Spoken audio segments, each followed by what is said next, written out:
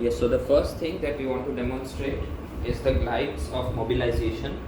So for that purpose, first of all, you need to see which glides, relax, which joint you are trying to mobilize. So the first thing that you want to see is palpate. As I am going for the glenohumeral joint, I am palpating the head of the humerus. Once I am getting the head of the humerus, I am trying to go up till the tissue resistance. Now you are going to see I have kept the hand in the resting position.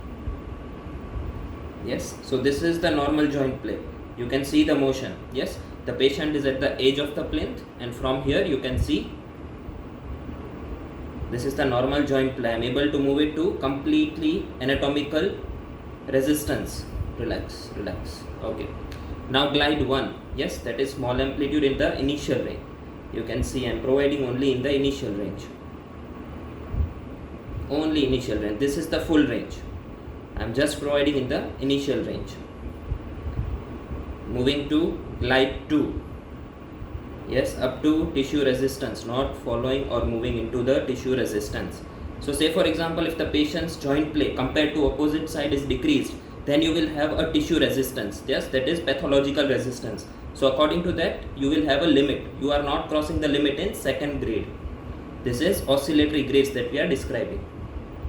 Now moving to grade 3. So small amplitude again, moving into the tissue resistance. This is full free, moving slightly in and moving into the tissue resistance. And grade 4, completely moving into the tissue resistance, again small amplitude, only at the end range I am providing, that is moving into the tissue resistance and reaching up to the anatomical limit, anatomical barrier. Yes, so this is the grades of mobilization, grade 1 to grade 4 that we describe for glenohumeral joint. Relax.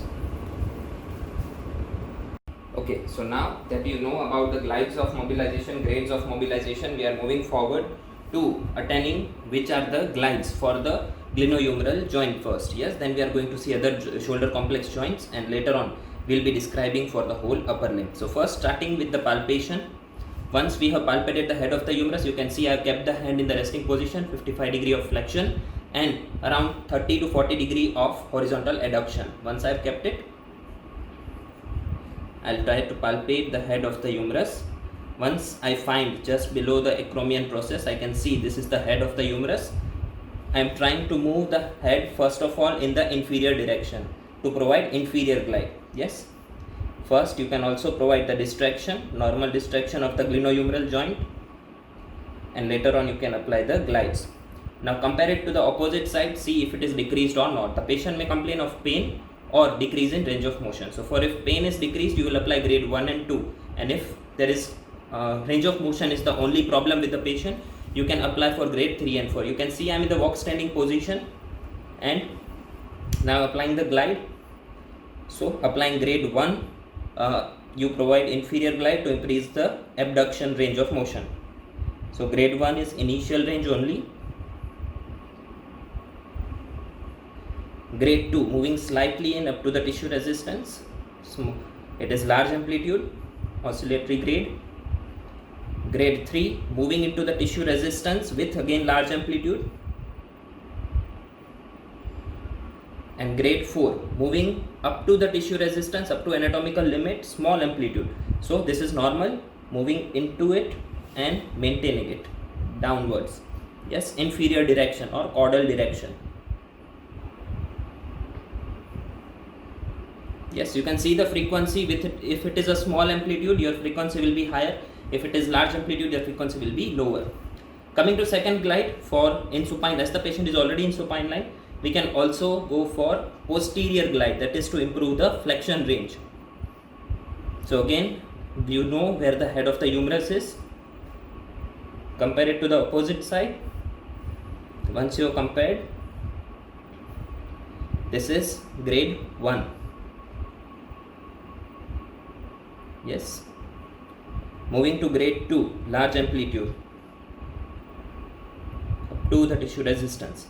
Grade 3, moving slightly into tissue resistance, again large amplitude. And grade 4, that is moving into the tissue resistance and providing mobilization, that is 3 and 4 to increase range of motion, 1 and 2 to improve the pain. Yes, so both are the glenohumeral joint mobilization that it is important. Normally we'll see such patients completely with deformities in abduction and flexion, that is elevation activities. So it is indicated there. Yes. Now we have kept the patient in prone lying position. This is to increase the extension range of motion. Yes, so extension range of motion you have to apply the anterior glide. So again, moving the hand of the individual patient in slight amount of horizontal adduction and slight amount of flexion if possible. Then again palpating the head of the humerus. Here again I am able to palpate the head of the humerus. From there I am moving the head again in the anterior direction. Yes, a towel is preferable to be kept so that it does not impinge the part. Yes, the patient also should be on the edge of the plane, so it is easier for the patient to for us also to maneuver the part, to manipulate the part. So yes, I am able to provide anterior glide. I am able to check the joint play. Once I check it with the opposite side, I will be able to apply the grades. Yes, so just demonstrating grade 3 and 4. This is grade 3. Moving up to the tissue resistance, and grade 4 moving into the tissue resistance and small amplitude.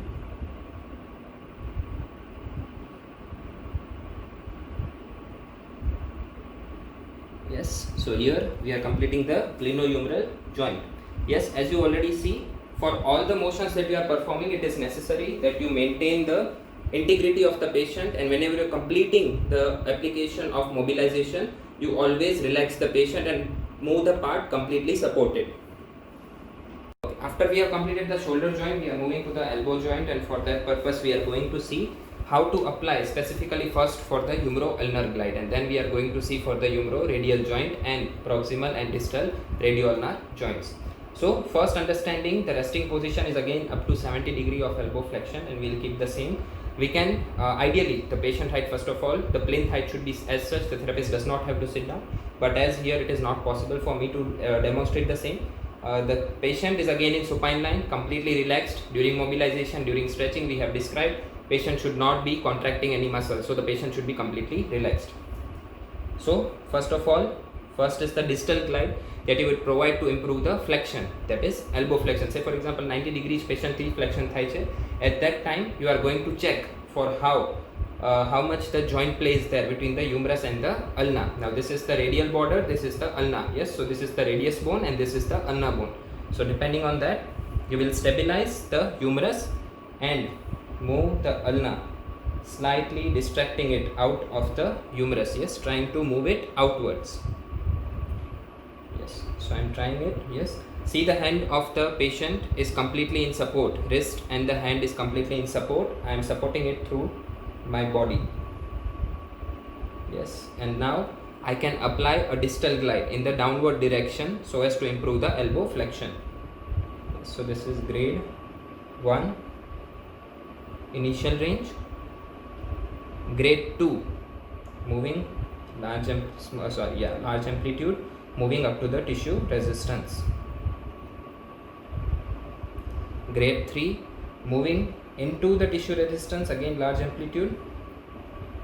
Here I am not feeling any tissue resistance because his range of motion is normal, but ideally you will feel in the patient with tissue resistance, and you will demonstrate or you will know the difference between the anatomical limit and the tissue resistance. And grade 4 again moving to the end range and giving mobilization. Yes, so this is how you provide the humero-ulnar distal glide. There are two other glides to improve the valgus and the valgus force respectively, that is the humero-ulnar radial glide and humero-ulnar ulnar glide. Yes, so to apply for the humero-ulnar radial glide, what will you do? Again you will stabilize the humerus and move the move the ulna into the radial direction, outward direction, lateral direction. So this is how you will do it. Get the ulnar proximal end near the elbow and move the hand in the outward direction. So this is the humero-ulnar radial glide. For humero-ulnar ulnar glide, what is important, this is an exception that we had talked about in theory part and we had seen the video also. So here ulna cannot move ulnary, medially you cannot move the ulna. So what will we do? will be the humerus in the ulnar direction. Yes, that is the same thing. Sorry, move the humerus in the radial direction. So if humerus moves in the radial direction, that is the same thing as ulna moving the ulnar direction. Remember the motion that we had described. If you want to move part A into this position, it is same as moving the part B into opposite direction. Yes, so ulna ને ulna side નથી move કરી શકતા. શું કરશું? humerus ને આપણે radial side push કરશું. Yes, so here we are stabilizing the ulna and grasping the humerus, moving it into the lateral direction. Yes, so that is again will increase the valgus force of the elbow. Varus and valgus are utmost important.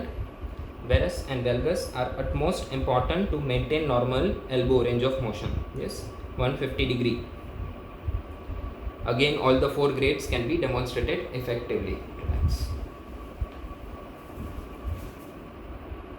Moving to the next, humeroradial articulation. For humeroradial, again there are only 2 possibilities, dorsal and volar glide. Dorsal to increase the extension, volar to increase the flexion. So again the hand of the patient will be in complete extension. Relax, complete extension, relax. Yes, ideally this will be the motion. You can keep the hand completely in extension. You can stabilize the humerus and move the radial head, radial part into either dorsal, or if you want to move, you can also do this way. Stabilize here, move the hand into volar direction. Yes, dorsal and volar direction. So moving upwards and downwards respectively will let you know, and this will improve the flexion extension of the elbow. Yes. Moving next to proximal radioulnar joint. Yes, most important joint. So here, as you are already aware, supination pronation will be the main motion. So here supination pronation, you will keep the hand in mid prone position. Ideally it should be on the bed, but it is not comfortable for me to stand and provide the mobilization, hence I have kept it into slight amount of abduction. Ideally it should be completely relaxed, shoulder should be neutral. So now I am maintaining, again the motion of supination pronation mainly happens at the radioulnar joint, proximal and distal part. But for proximal part specifically, radius bone is moving, ulna is stabilized, radius moves over the ulna. Yes, so here again 2 dorsal and volar. The only difference here, you are stabilizing the ulnar lower bone, and here you are moving the radius. Yes, so again palpating the radius, distal, proximal end, and moving the part into dorsal and proximal. It is like pushing and pulling, nothing else. Yes, so again depending on the, comparing on the opposite side for the joint play, see if it is decreased or not, see for the tissue resistance and anatomical end range, and depending on the grade of mobilization you want to provide, you will provide the mobilization. I will demonstrate you grade 3 and 4, which are utmost important. Very rarely will the patient complain of grade 1 and 2, that is for pain. So moving to the anatomical limit, moving to the tissue resistance, I can feel the tissue resistance, large amplitude. You can see the motions. Yes, and grade 4. So this is neutral, moving it slightly up to the tissue resistance, and now applying pressure, applying the glides, oscillatory glides. This is grade 4 of mobilization. Okay, relax.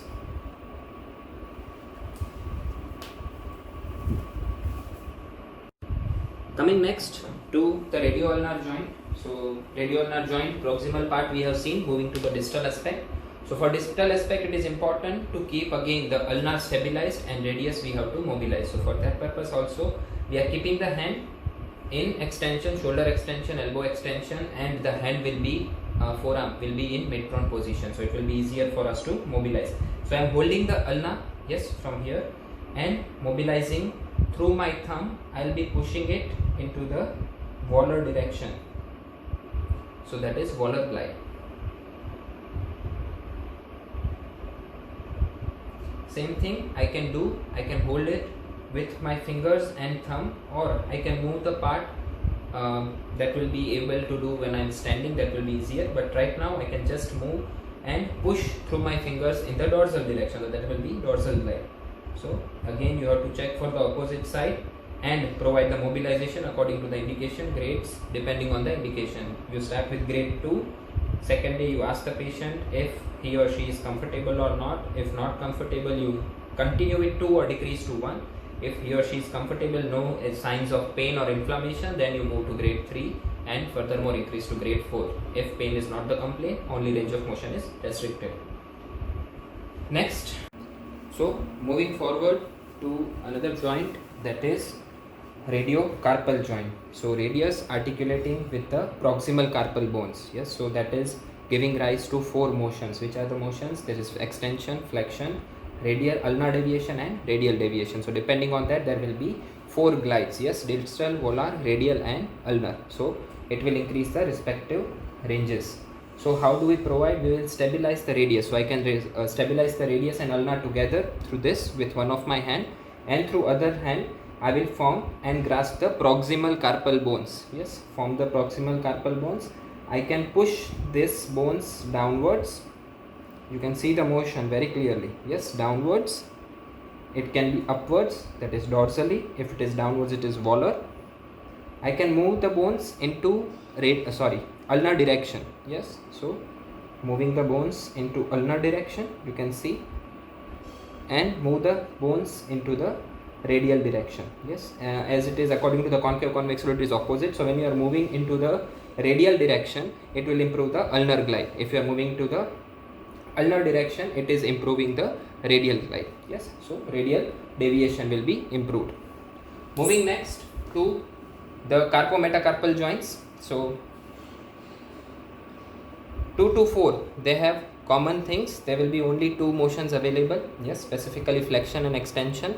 That also aids in the wrist and this hand flexion and extension. So that can be dorsal as well as volar. Only 2 motions that are possible. So again, you will stabilize the joint. Yes, say for example, you are stabilizing the carpal bones, distal carpal bones, and mobilizing all of them. That is moving first of all to the 5th. Yes, moving it downwards, moving it upwards. So that is dorsal and volar.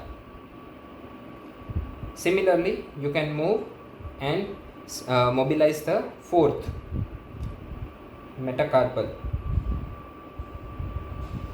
and move it upwards. Yes, that is again volar. Moving to the 3rd and 2nd, similarly. Yes, it is very similar. Only 2 motions possible to increase the flexion and extension. For first CMC, first carpometacarpal joint, there are 4 motions available: abduction, adduction, flexion, extension. So depending on that, there are 4 motions. You can either push the metacarpal in the posterior direction, in the anterior direction, in the inner part, that is towards the ulna, and outer part, that is towards the radius. So depending on that, there are 4 glides. So again, you will stabilize the distal row of the carpal bones and mobilize. Ideally I should be on this side, so it is more visible, but it is more feasible for the patient to provide, but for the visibility purpose I am on the opposite side, so as to you can see the motions. Yes, so again stabilizing the distal carpals, moving the first CMT into the, you can see here, this is the posterior, this is the anterior, this is the ulnar, and this is the radial direction. Yes, so you will keep the hand with this pincer grasp. You can start mobilizing, grasp the part and mobilize the part. Similarly, when you are moving to metacarpophalangeal joint or interphalangeal joint, all joints will have only 2 motion, only 2 ranges available, and for that only 2 glides are there, dorsal and volar. So for example, again it should be supported. I am showing it for the purpose of demonstrating. So say for example, I am just doing it for distal interphalangeal joint. Yes, so if I want to do it, I am mobilizing this in the dorsal direction into the volar direction. Yes, dorsal direction, volar direction, moving it towards upwards, that is volar, moving it towards me or towards the floor, that is dorsal. Yes, this is the dorsum of the hand. So depending on that, there will be motions. You can do the same thing, mobilize the part, stabilize the proximal part similarly. Yes, and can be done for each and every joint, may that be metacarpophalangeal joint or interphalangeal joint of the first thumb, or even the IP, that is PIP and DIP, specifically proximal interphalangeal joint and distal interphalangeal joint. So here we are completing with our upper limb mobilization. Yes, I'll try to create the next video for lower limb mobilization very soon. Yes, thank you.